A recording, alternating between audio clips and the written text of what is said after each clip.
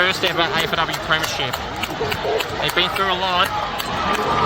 The women's team are killing it, Taylor Gatt. We're going to stick with the last 30 odd seconds here and a bit of the celebrations. There's a big moment for the Roos. You're going to hear the roar very soon. Randall, I guess we'll pause it for 2 seconds.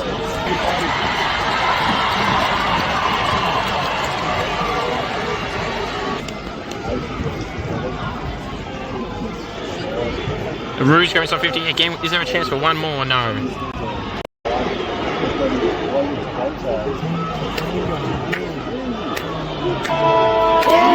it is. The Roos are the 2024 AFLW premiers. They win by 30 points.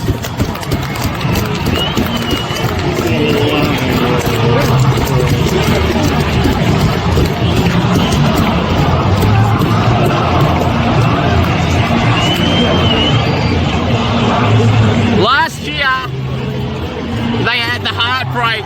This year, they get the retribution. The Roos have done it by 30 points.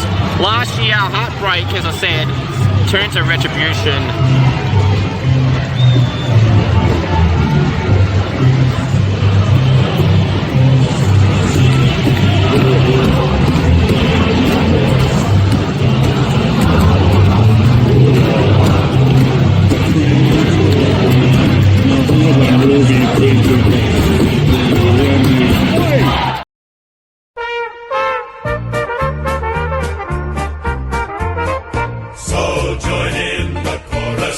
Sing it one and all. Join in the chorus. North Melbourne's on the ball. Good old North Melbourne, they're champions, you'll agree. North Melbourne is the team that plays to win for you and me.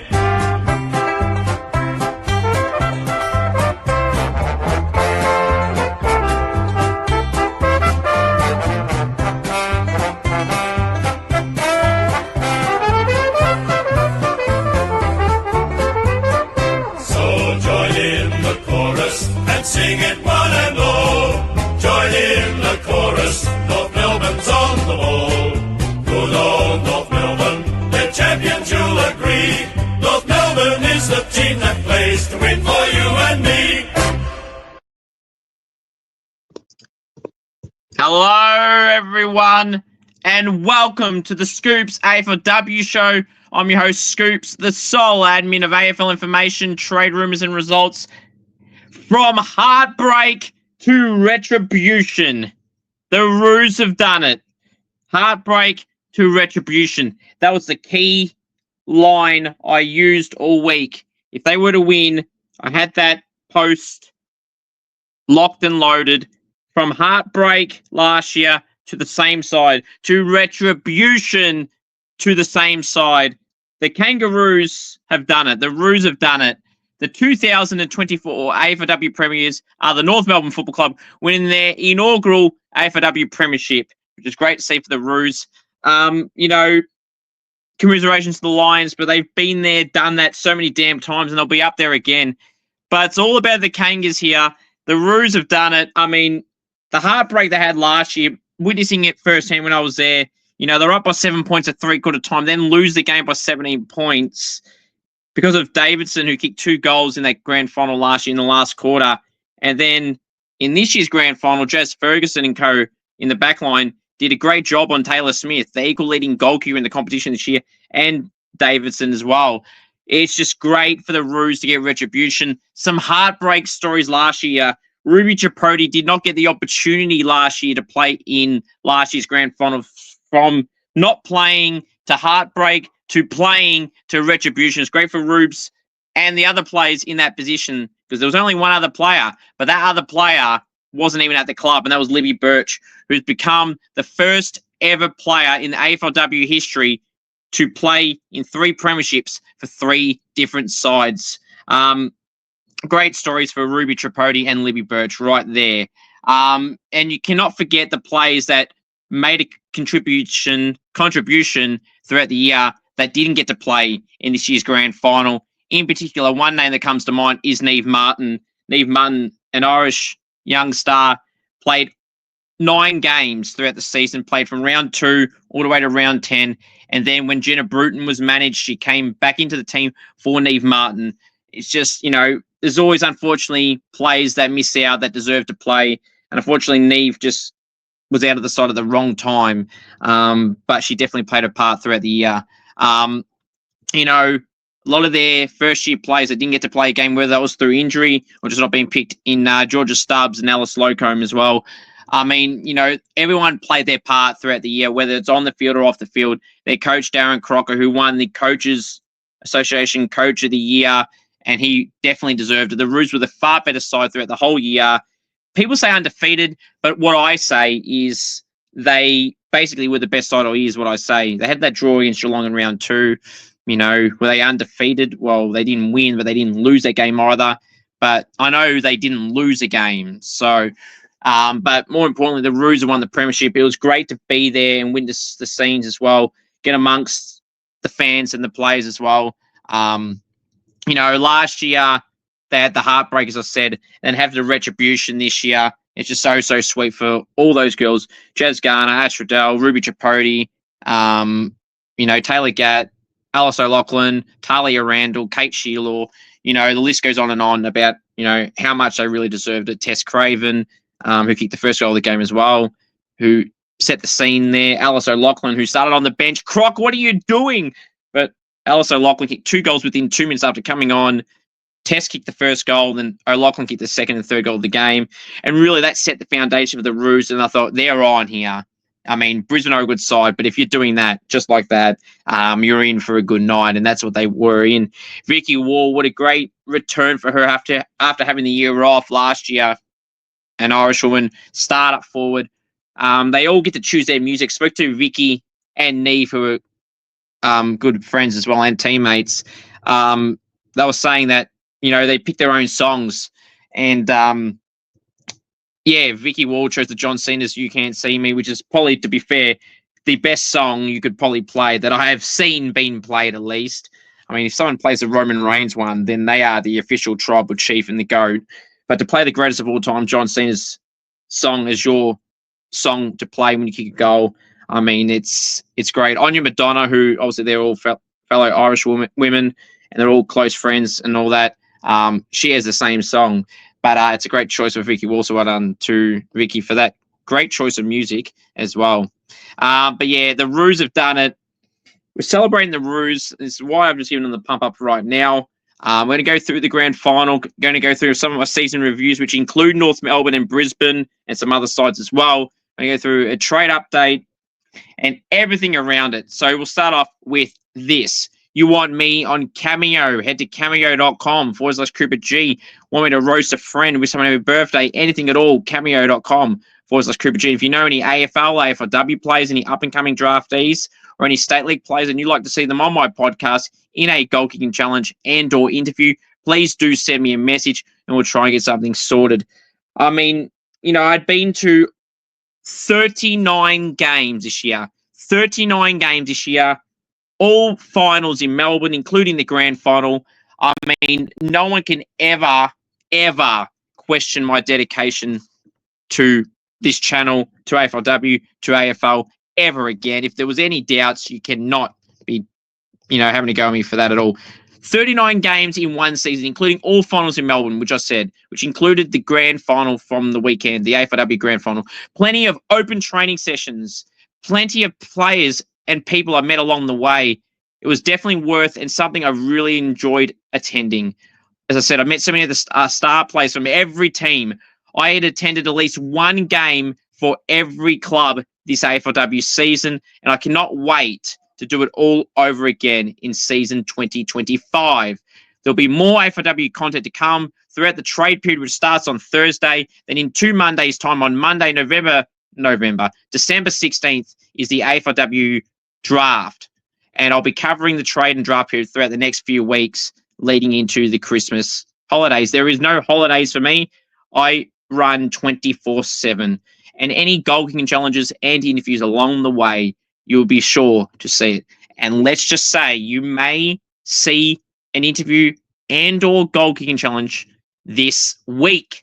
So look forward to that.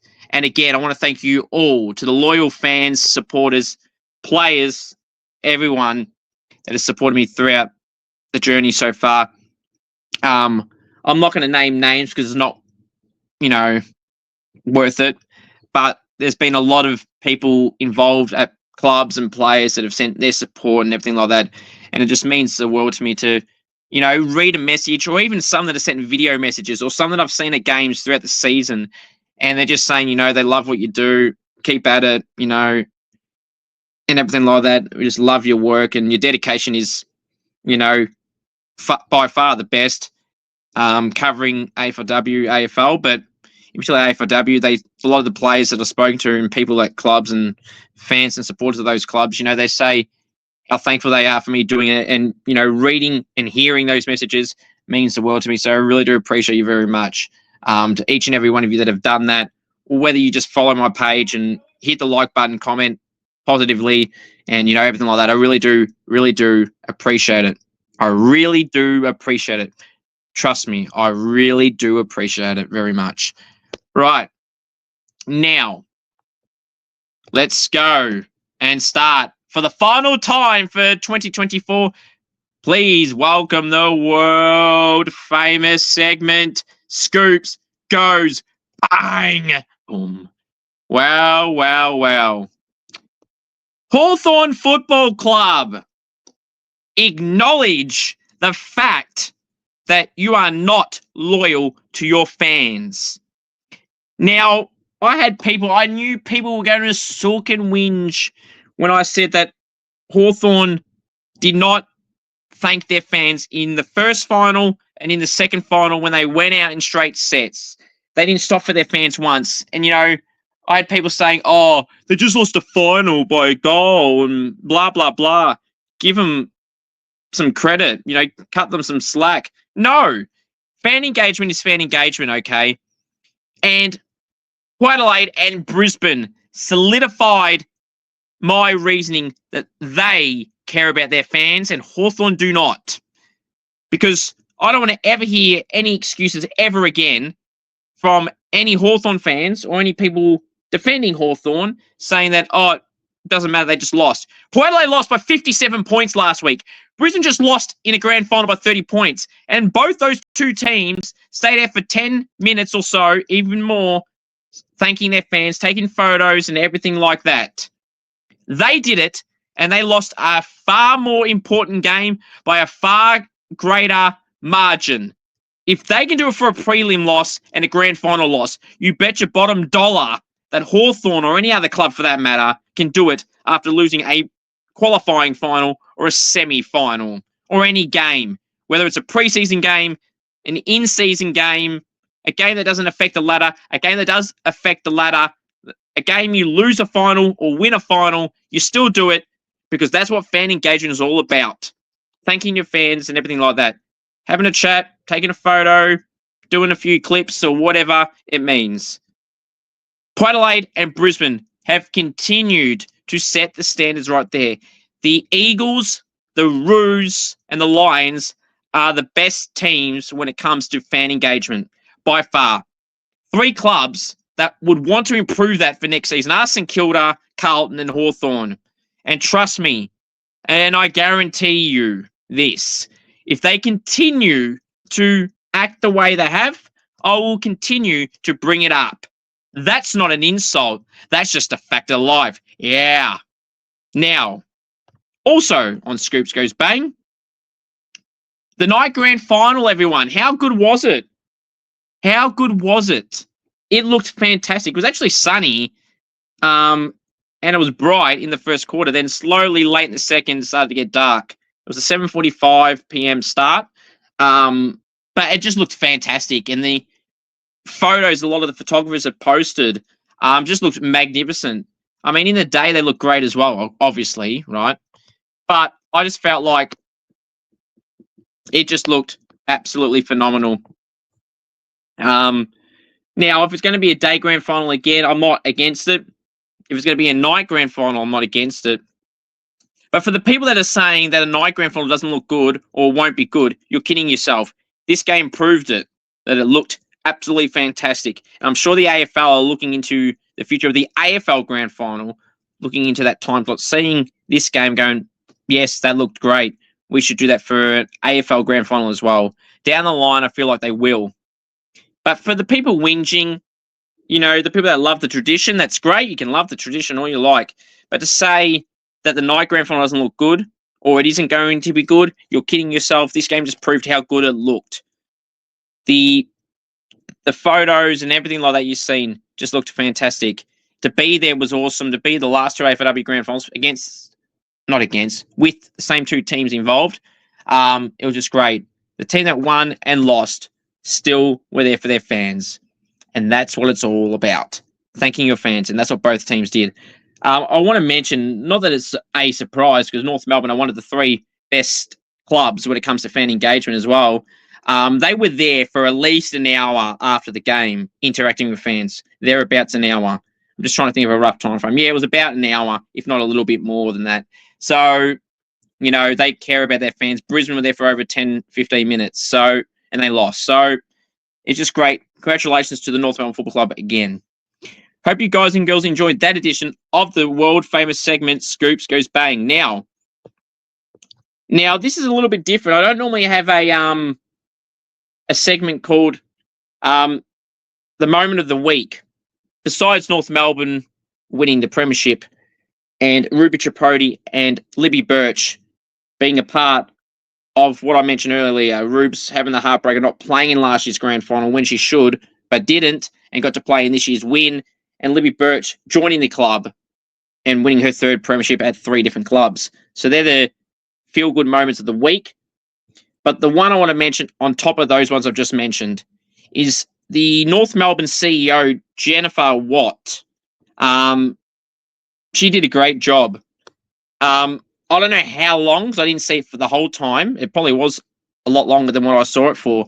But she was passing the cup around to everyone that wanted a photo with the cup, including myself and a few people that I was there with and other people that were there as well. She, a lot of the players at that point was pretty much going in and had gone in. And Jen Watt, their CEO, was just handing the cup over to a lot of people in the crowd that wanted to have a photo of it. She not only was giving people the opportunity to have a photo with the cup, she was taking the photos herself. So, Jen, I want to give you big credit for that. That's a good CEO. Jen Watt from the Roos. Congratulations and thank you to Jennifer Watt from the North Melbourne Football Club. Now, alrighty. So let's review that grand final. North Melbourne 6-3-39 to Brisbane 1-3-9. Very disappointing for the Lions, but it is what it is. Tess Craven kicked the first goal of the game. Talia Randall in the first quarter was absolutely killing it. Had about 5 disposals, but her efforts didn't go unnoticed by me, and you will hear that in my vlog as well, which is out, so go and check that out if you haven't already. And, the work and effort she was doing in that forward line, which led to the goals of O'Loughlin and co. I mean, if she wasn't marking it, she was getting the ball to ground for O'Loughlin, Eddie, and co. to get the crumbs and do all the work after that. Ruby Tripodi had a great first quarter, having 7 disposals in the first quarter. Had about 15 in the end for the game. Had a really good game. Amy Smith, who's had a terrific season, had about 20 disposals as well. Jazz Garner, 35 disposals and 11 clearances. She's a star and got best on ground and was well-deserved. Ash Riddell had around 30 as well. Did really well. Sarah Wright in the defence did really well with 20 disposals. Jazz Ferguson did a great job on Poppy Bolts. Sorry, not on Poppy Bolts. On Davidson and Taylor Smith. Emma Carney was a terrific leader down in the back line and played really well. Both Carney and Ferguson played on Davidson and Smith and did a terrific job. 2 unsung heroes for me is Emma King and Kim Rennie. I mean, I've mentioned them a little bit throughout the year. North Melbourne may not have the star ruckman, but those two work in tandem together very well. And, they both, Rennie and King, have got to get a lot of credit to the efforts they've given in the ruck, which lead and give the great service to Jazz Garner and Ash Riddell, Mia King, Jenna Bruton, Ruby Tripodi, Taylor Gatt, Amy Smith, Tess Craven in that midfield group. I mean, they both have to get some credit for the work they put throughout the season. As I said, some players that did well. I said Tripodi, O'Loughlin before kicked 2 goals in the first quarter, finished with 3 and had about 15 disposals, was really good. Vicky Wall kicked 2 goals, had 11 disposals and 5 tackles. She played her best as well. What a great addition or inclusion back to the club has Vicky Wall been. So, overall, they had a great game. I mean, there wasn't really anyone that was quiet. Libby Birch played a part in the backline in moments as well. They just did terrific all around, and that's why they won the game. For the Brisbane Lions, I thought Ola O'Dwyer was clearly Brisbane's best player, followed by Ali Anderson. Belle Dawes had her moments, same with Jade Allinger. But overall, I mean, the Lions were just outplayed from the start. 3 goals to O'Loughlin and Craven combined set the standard from the start. The Roos were on, and the Lions had to score quickly. Otherwise, they were going to quickly fall apart, and that's what they did. And Vicky Wall's goal late in the third, early in the last, set the win. The Roos were home and won their inaugural AFLW premierships again. Congratulations to the Roos. Kanga, Kanga, Kanga. Roo, Roo, Roo. There you go. Never thought I'd say that. Well, I said that in my match day vlog, I believe. So there you go. I've said it twice now. But yeah, so that's the grand final. Congratulations to the Roos on a great win. Now, I have my season reviews to go, including of all the clubs that I haven't done yet, and a massive trade wrap, which includes some names I want to tell you right now. Lily Mithen is one name that has been linked to the Gold Coast Suns, and pick 2 has been set to be a part of the trade as well. As Havana Harris, a Gold Coast young star academy player, is a potential pick 1. We'll have a bid on at that stage, as Collingwood has the first pick of the draft. But you know what? Let's start with the trade news. So popular demon Lily Mithen is weighing up a move to join the Gold Coast Suns, which would involve pick 2, as Gold Coast have to match a bid for potential pick 1, Havana Harris. Now I understand why pick 2 would go out. There'll be some shuffling of picks, I'm sure, as well. But, they only really have like 4 picks or so per draft for each club. So it's going to be interesting to see there's more players getting involved in this trade. Is Lily Mithen join another teammate joining the Gold Coast Suns, and the picks go to the Suns and vice versa? It'll be interesting to see what happens there. But that's one to watch. It come out of nowhere only a few hours ago. Lily Mithen potentially joining the Gold Coast Suns. Unbelievable. I was gobsmacked when I read this. But we'll see if Lily Mithen ends up joining the Gold Coast Suns or stays at the Demons. Swan star defender and winger Ella Heads is likely to join the Port Adelaide Football Club in a massive move for the Power and what would be a huge loss for the Swans. I cannot believe this. Carlton were looking at Maddi Newman and Ella Heads, and I said if they were to get them, that would wrap up their backline looking really well. Harriet Cordner and Meg Robinson as well. It would start to look much, much stronger, and Dana Finn. But they're not going to get either of them. And now Ella Heads is likely to join Port Adelaide. In Port Adelaide, you add to the stars they've already got, make it in prelim, all the young stars they've got. Ella Heads is only about 22, 23 years of age, if not 21. So, I mean, they got a great future, the Port Adelaide Football Club. I said they got the best young players in last year's draft with Loz Young, Goody, Window, Brooke, and Brooksby. They added Kirsty Lamb in the trade period. Loz Young didn't get to play this year, unfortunately, due to an ACL injury. Janelle Cothersman was injured after doing her ACL, their captain. So they missed a few players and potentially add Ella Heads to the mix. Port Adelaide are going to be a dangerous side in the AFLW again next season. If Ella Heads joins, that makes it even more impressive. Now, Hawk, Charlotte Baskaran, and Giants Nicole Barr have both requested a trade to the Saints. Now, how do I feel about this? We've been long linked to Charlotte Baskaran for a fair few weeks. The Roos and Swans were linked to Barr, but she will be joining the Saints, as will Charlotte Baskaran. Charlotte Baskaran played 20 games in her first 2 seasons at the Hawks and only played 5 games this year out of a possible 12 games. So, she's only 21 as well herself, Charlotte Baskaran. So a young player who's got some speed, can go through the midfield. And I feel like that's what St Kilda lack in the men's and the women's is speed through the midfield. And Charlotte will bring that. And Bar will bring her experience through the midfield and the back line at 28 years of age. A veteran at the Giants, but a very good player as well.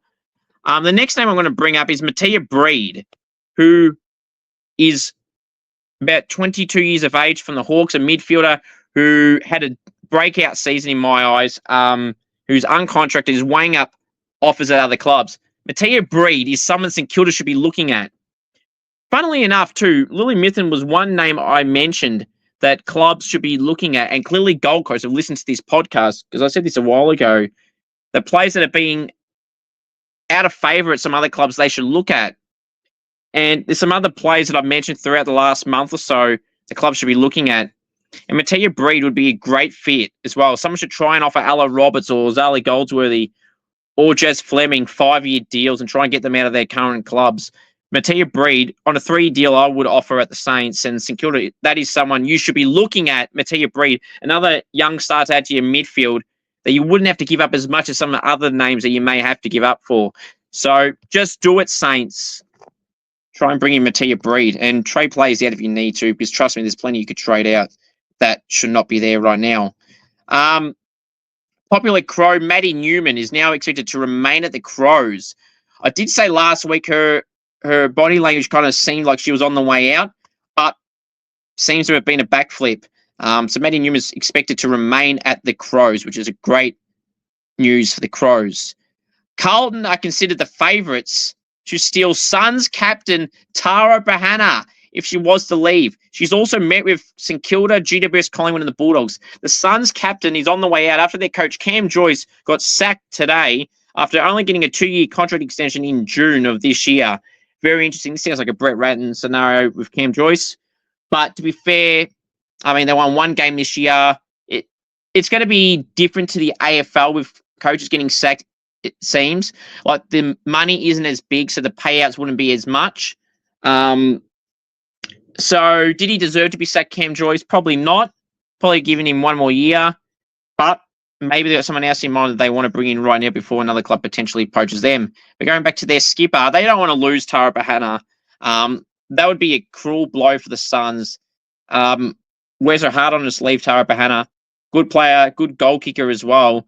Good forward, good leader, good player in general. They wouldn't want to lose her.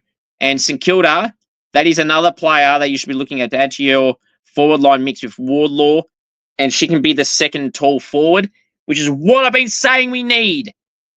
Because every other player that's floated in that position hasn't really worked. And Tara Bahana, a leader, experienced, and a good player, and a good goal scorer as well, and a good kick at goal. Absolutely would be a great move. But Collingwood and GWS and the Bulldogs would absolutely love to get Tara Bahana as well. Now, as I exclusively revealed on a post last week, Swans tall forward Bella Smith had interest from the Dockers, but now we can add Geelong, Carlton and North Melbourne to that conversation. Fun fact, Geelong already have a Bella Smith, who they got from Gold Coast previously. Imagine if Geelong had both Bella Smiths. They're going to have to get the nicknames out pretty quickly. Oh, yeah, Smithy. Oh, no, that's your last name. Oh, I'll call you Bella. Oh, no, that's your name. What the... that's what the thoughts would be. But we'll see if that happens. Star Suns midfielder Charlie Rowbottom is likely to remain at the Gold Coast Suns, despite heavy interest from the Swans as well. Swans are set to sign Geelong speed star Darcy Maloney, with West Coast showing interest that I exclusively revealed last week, but still is set to join the Swans. The Swans are looking at Tiger pre-season signing Imogen Brown, who is from New South Wales as well, was a late sign-up to the Tigers before the season started. Unfortunately, had a bad ankle injury throughout the season and only came back late in the home and away season, played in some scratch matches, Imogen Brown, but would be a good addition to the Swans, being from New South Wales as well, especially if they lose Ella Heads. I mean, Imogen Brown would be a good replacement for Ella Heads. The Swans are also looking at delisted giant Jazz Grierson, an experienced player, played around 50 games. So, I mean, any experience is great, and Jazz would provide that. The Crows, Taylor Levy has got interest from a few clubs, including Carlton, GWS and Sydney. The Crows wouldn't want to be losing too many players. Someone they won't be losing, like Maddi Newman, is Zoe Prowse, who are set to remain. Dogs duo Alice Edmonds and Ellie Blackburn are all expected to remain, or both are expected to remain at their current clubs, the Bulldogs. Taylor Levy, GWS, Swans and Blues. Interesting. I reckon the Saints should start looking at some small forwards as well. Xenos has been injured all year. Janome Anderson had a good year, but I feel like the Saints need to look more into their forward line mixture as well. GWS are set to lose backup ruck Courtney Murphy to Essendon, who only just joined the club from Brisbane the year prior. Demon Taylor Harris is still weighing up interest from Hawthorn and Collingwood. I expect Taylor Harris to be on the way out of the Demons, and they're going in a rebuild phase. Hence why Lily Mithen may be going out for pick 2. And GWS will sign fringe Dogs player Eleanor Brown. But that's all the trade wraps. So now, let's now go to my season reviews. So we have North Melbourne, we have Brisbane, we have Port Adelaide, we have Adelaide, and we have Melbourne. We'll start off with Melbourne. 5 changes throughout the off-season, including Eliza West, Casey Sheriff, Charlotte Wilson, Madison Gay as well. And the 5th name escapes me. It's probably the best one of the 5 that I've forgotten. Oh, yeah, Libby Birch. They lost those 5 players throughout the trade period last year. Had a lot of injuries this year. Had some bad losses this year. Had a good win against the Crows in Adelaide late in the season. They beat the Pies very easily in the last game of the season. But I would say, losing those players, I expected this. I had them about 9th in my pre-season ladder predictions, and I was about right. In fact, I was exactly right. They did finish 9th. I just felt like this was going to happen for the Demons. With those loss of West and Sheriff in particular, I thought they were going to be 2 big losses for the Demons. Eliza West was the steal of this year's trade period for the Hawks. Best recruit all year, easily, and I stick by that, and was robbed of the All-Australian team. I'll still run by that as well. The Demons are looking for draft picks, pick 2 potentially coming in with their current first-round pick as well, potentially 2 top 10 draft picks. If they were to get pick 2, though, Melbourne, that means they will very likely bring in Zippy Fish, which would be a great addition for the Demons. Zipping through that midfield, Zippy Fish, with their current midfield, it would be a great midfield for them. But yeah, Lily Mithen played up forward. Funnily enough, speaking of Lily Mithen, she was pushed out of the midfield this year and out of the wing position to play more up forward. Kate Hoare played through the midfield, who was their key forward last year. Loz Pearce, their main ruck, was out with a hand injury for the middle part of the season. Georgia Campbell had to play through the ruck, played her part throughout the season. But a lot of injuries, some bad losses, some change of personnel before the season started. I expected this from Melbourne, but they would be very disappointed with how they finished the season, or not finished the season, started the season, and in the middle part as well. When they had the players back like Zanka as well, they started to do a bit better. Now, let's move on to the Crows. They were 1 game away from a grand final. A second half fade out in the preliminary final cost them. They were up by a few goals at half time. Brisbane kicked 4 goals in the third quarter to 0, which got them the win. They were 1 step away from the grand final. But I feel like the Crows, they were still very good. They clearly made a prelim for a reason. But they took a while to beat the Pies. You look at the scoreboard. I was at that game. I thought the Pies were pressing. They just couldn't score. And the Crows were just kind of in cruise control, really. They weren't really doing anything. And in the third quarter, led by Marinoff, they just did really well. Marinoff obviously win the league best and first, which was great to see. Anne Hatchard was playing a bit more forward, which I thought was a bit interesting. I wonder if Anne Hatchard was carrying an injury, or is up for trade, because she seemed to be pushed out of that midfield when she's the duo with Marinoff and Hatchard is normally very, very good, and still was this year. Tia Charlton had a moment throughout the year. I thought did really well. Caitlin Gould played well from that Collingwood game onwards to the end of the season. Maddi Newman had a terrific season. All-Australian were the year. Didn't make the final team, but definitely deserved to make the squad. Now let's move on to Port Adelaide. They made a preliminary final. I had them making finals. A lot of people laughed at me when I said that. I said they stole the draft with Goody, Brooksby, Window, and Loz Young. They brought in Kirsty Lamb in the trade period. They had an easier fixture. So I expected this to happen. They did really well. But when you had Janelle Cuthersburn and Loz Young back to this team next year, and potentially some young stars through the draft, and Ella Heads, and potentially other players through the trade period, that's going to make Port Adelaide a very dangerous proposition heading into 2025 of the AFLW season. But throughout the year there, had a big win on the MCG against the Western Bulldogs. When they had that clash at the MCG. the curtain raiser to a final in the AFL. They had Gemma Houghton, big goal, got them into finals. Matilda Schultz had a good year. Sachi Syme kicked that famous point. And Goody was absolutely fantastic. Goody was absolutely fantastic. A good season from Goody. Should have won the Rising Star, but here we are. And Piper Window absolutely had a good first year as well. Tackling machine is Piper Window.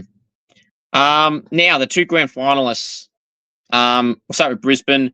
I mean, I didn't think Brisbane were as good as they were last year. And I'm not just saying that because they lost the grand final. I just felt like they had some games against Geelong. Like, it took them to the end of the game to get in front. And they same with St Kilda. It took them a half to get over the Saints. I mean, they had some losses that were a surprise as well. They smashed some teams like Gold Coast only just beat as well, who won one game. They smashed Collingwood, but that was expected. Collingwood had all the injuries. So I feel like Brisbane weren't as good as the ladder showed. They just still were good enough when it mattered. Belle Dawes had a terrific season in the Australian team. Same with Ali Anderson. Bree Conan, the skipper in the backline, did well. Lily Postlethwaite on the wing and half forward did really well. Charlie Mullins did well on the wing and half forward. Jade Ellinger, her run off half back and on the wing was great. Ruby Sparks running. Taylor Smith, key forward, kicking lots of goals, being the equal leading goalkeeper in the competition this year. And Davidson down the forward line did terrific as well, unfortunately for her. And Taylor Smith and Ruby Spark, all very quiet in the grand final. And now the premiers. Well, North Melbourne, people say undefeated. I say they had a draw, is what I say. But the premiers, Garner and Riddell, all Australian stars. O'Loughlin the same.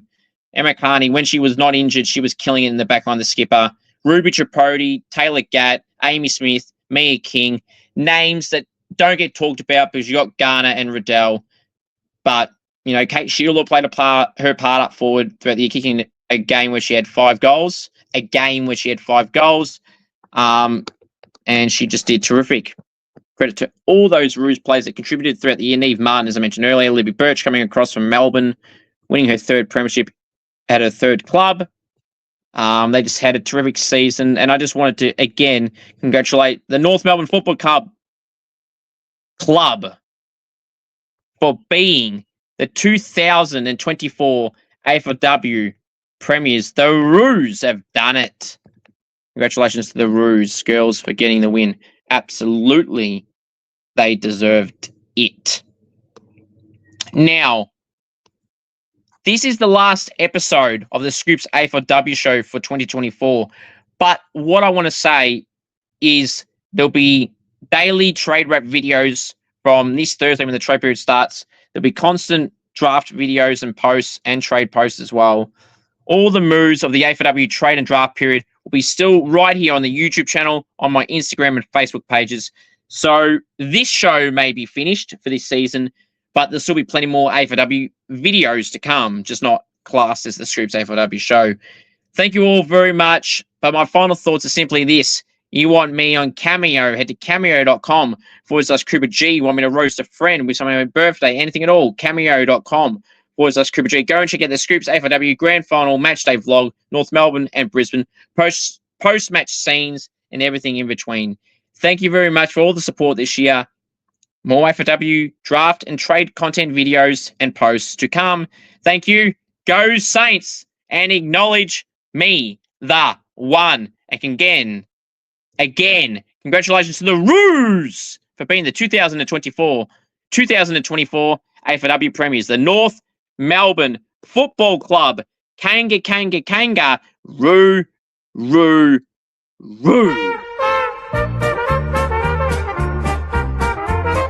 So join in the chorus and sing it one and all. Join in the chorus, North Melbourne's on the ball. Good old North Melbourne, they're champions, you'll agree. North Melbourne is the team that plays to win for you and me.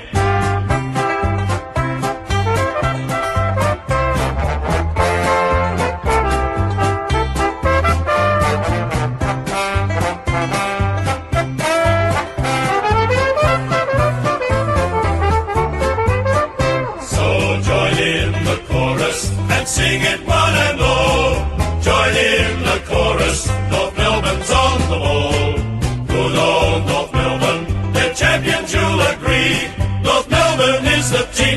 race to win for you and me.